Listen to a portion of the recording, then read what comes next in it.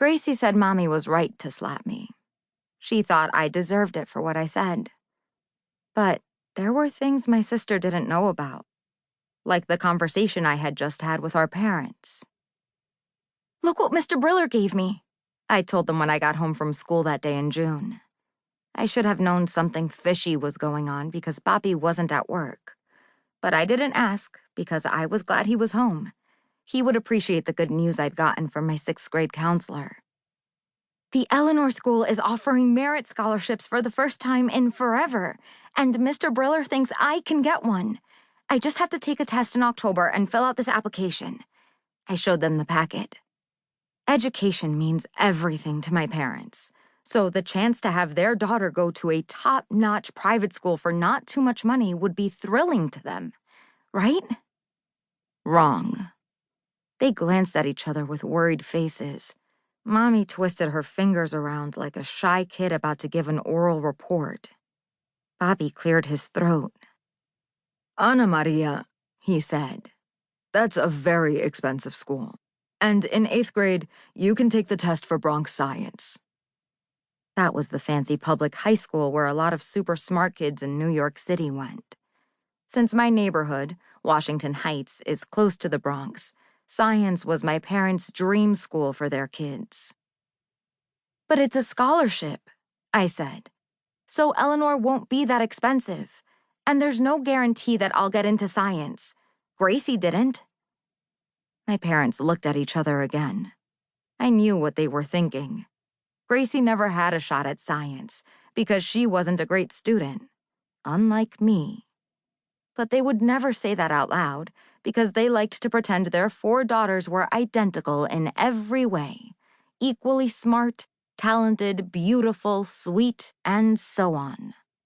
"Well," Bobby said, "that doesn't mean anything. I think you definitely have a good chance." "But I have a chance at the Eleanor School right now. Don't you want me to get a good education?" "Of course we do, mija," Mommy said. "And you'll get one, just like your sister, even though she's not going to science." My face started to grow warm. Little Bethlehem High School is nowhere near as good as Eleanor. Not a single member of their graduating class last year went on to an Ivy League school. And look at all that Eleanor has to offer.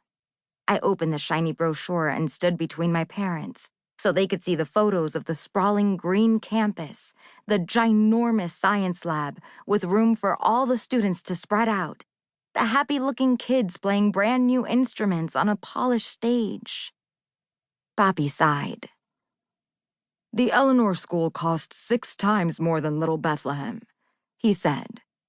"We know that a good education is important to you, and we're very proud of you. But we just can't afford a place like that." "What if I get a full scholarship?" My parents' eyes met again, and they nodded at the same time. "Of course," Mommy said. "We would be thrilled if that happened." "But don't get your hopes up," Bobby said. "After all, we still have to save up for college, and not just for you. We have to think of your sisters, too." I nodded. Of course I understood. My friend Claudia went to the Eleanor School, and she always talked about how wonderful it was. The caring teachers, the cool field trips, all the different foreign languages offered, even Latin, which would help with my SATs. But Claudia was an only child. Plus, both her parents made a lot of money. They graduated from Columbia Law School with my dad, which is how they all became friends. But Bobby didn't go on to a fancy law firm like they did.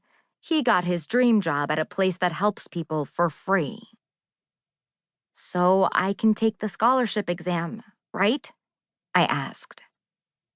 "Of course," Bobby said.